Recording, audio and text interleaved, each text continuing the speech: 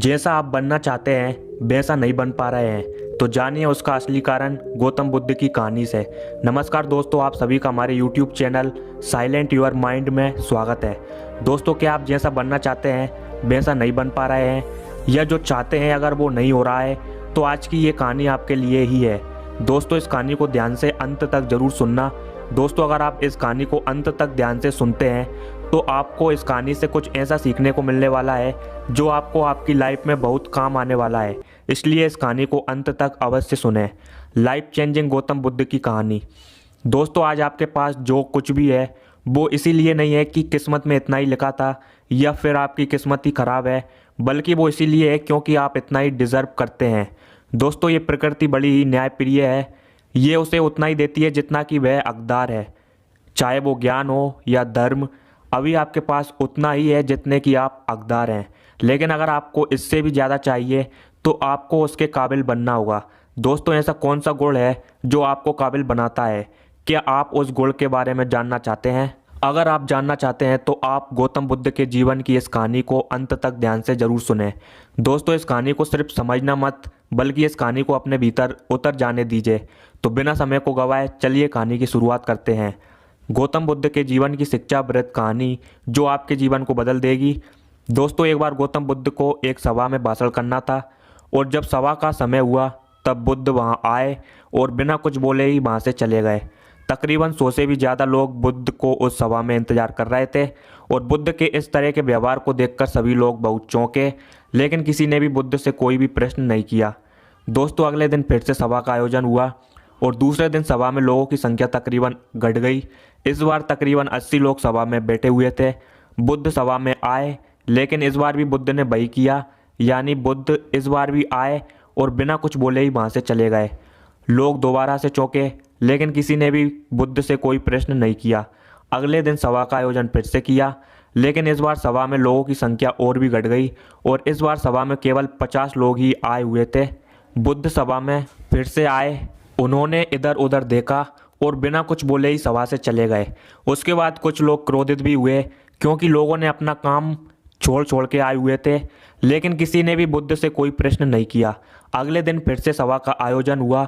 दोस्तों, आप लोग जो इस कहानी को सुन रहे हैं, आप में से भी कुछ लोग मन ही मन ये कह रहे होंगे कि अरे कितनी बार सभा का आयोजन होगा, और आप लोगों को भी इस कहानी को सुनते वक्त इरिटेशन होना शुरू हुआ होगा।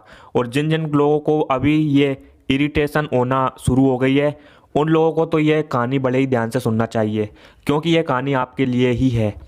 अगले दिन फिर से सभा का आयोजन हुआ, लेकिन इस बार सभा की संख्या और ज़्यादा घट गई थी, यानी इस बार सभा में सिर्फ 30 लोग ही थे। फिर उसके बाद बुद्ध सभा में आए और मुस्कुराए, और फिर से बुद्ध ने वही किया, यानी बिना कुछ बोले ही वहाँ से चले गए। इस बार भी लोग बहुत क्रोधित हुए, और इस बार लोगों ने पीछे से कुछ कहा भी और बड़बड़ाए भी, लेकिन बुद्ध ने उनके किसी भी प्रश्न का उत्तर नहीं दिया। दोस्तों, अगले दिन फिर से सभा का आयोजन हुआ, और इस बार लोगों की संख्या बहुत ज़्यादा ही घट गई थी, यानी इस बार सभा में कुल मिलाकर 15 लोग ही आए हुए थे। इस बार भी बुद्ध सभा में आए, लेकिन इस बार बुद्ध अपना आसन ग्रहण कर लेते हैं। फिर बुद्ध बोले, और बुद्ध ने उन 15 लोगों को उपदेश दिया, और वे 15 लोग ही बुद्ध के भिक्षुक बन गए, और आगे चलकर उन 15 लोगों ने ही बुद्ध के ज्ञान को अलग अलग दिशाओं में फैला दिया। फिर एक दिन बुद्ध से किसी ने पूछा कि बुद्धा, आप कई दिनों तक बिना बोले ही सभा से क्यों चले जाते थे? फिर बुद्ध कहते हैं कि मैं उन लोगों की खोज रहा था जो लायक थे, यानी कि पहले दिन 100 से भी ज़्यादा लोग आए हुए थे, उसमें से ज़्यादातर लोग सिर्फ आए हुए थे, उन्हें मेरे उपदेश से कोई भी मतलब नहीं था, वे बस आ गए, और उसमें से ज़्यादातर लोग सिर्फ देखने और सुनने आए हुए थे कि सभा में क्या होता है।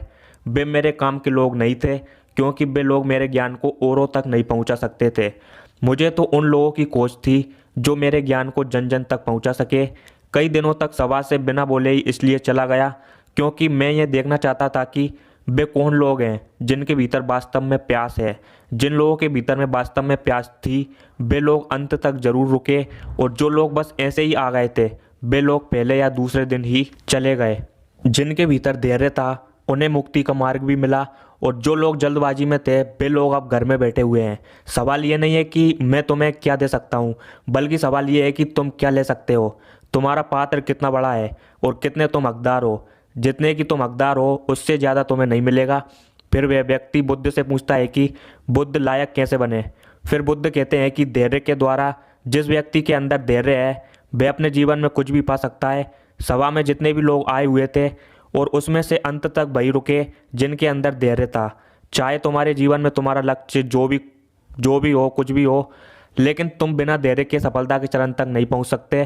फिर वह व्यक्ति बुद्ध से पूछता है कि कोई भी व्यक्ति अपने भीतर के धैर्य को कैसे बढ़ाए। बुद्ध कहते हैं कि निरंतर अभ्यास के द्वारा हम अपने भीतर के धैर्य को बढ़ा सकते हैं। जैसे कोई व्यक्ति जब ध्यान करना शुरू कर देता है तो उसका मन उसके सामने कई सारी अड़चनें लाता है, लेकिन उसका धैर्य उसे एक दिन उसके लक्ष्य तक जरूर पहुंचा देता है। फिर वह व्यक्ति बुद्ध से कहता है कि मैं समझ गया बुद्ध, मैं समझ गया, यानी मुझे धैर्य के साथ निरंतर अभ्यास करने की आवश्यकता है। दोस्तों, अब आपको समझ आ गया है कि आपके पास वो क्यों नहीं है जो आप पाना चाहते हैं, क्योंकि आप उसके लायक नहीं है। आप लायक तभी बनेंगे जब आप अपने भीतर धैर्य को बढ़ाएंगे। और धैर्य कैसे बढ़ेगा? धैर्य बढ़ेगा निरंतर अभ्यास के द्वारा। और अभ्यास कौन करेगा? अभ्यास करेंगे आप। तो फिर करते क्यों नहीं? दोस्तों, खुद से ईमानदारी के साथ एक प्रश्न जरूर पूछिए कि जो आप भविष्य में बनना चाहते हैं उसके लिए क्या आप धैर्य के साथ काम कर रहे हैं? दोस्तों, अगर उसका उत्तर नहीं है तो अपनी असफलता के लिए जिम्मेदार आप खुद होंगे। दोस्तों, आज की ये गौतम बुद्ध की शिक्षाप्रद कहानी आपको पसंद आई होगी तो नीचे कमेंट बॉक्स में यह जरूर लिखें और उसके साथ इस कहानी को अपने दोस्तों के साथ शेयर जरूर करें। अगर आपको ये वीडियो पसंद आई तो वीडियो को एक लाइक एंड चैनल को सब्सक्राइब जरूर करें। Thanks for watching this video.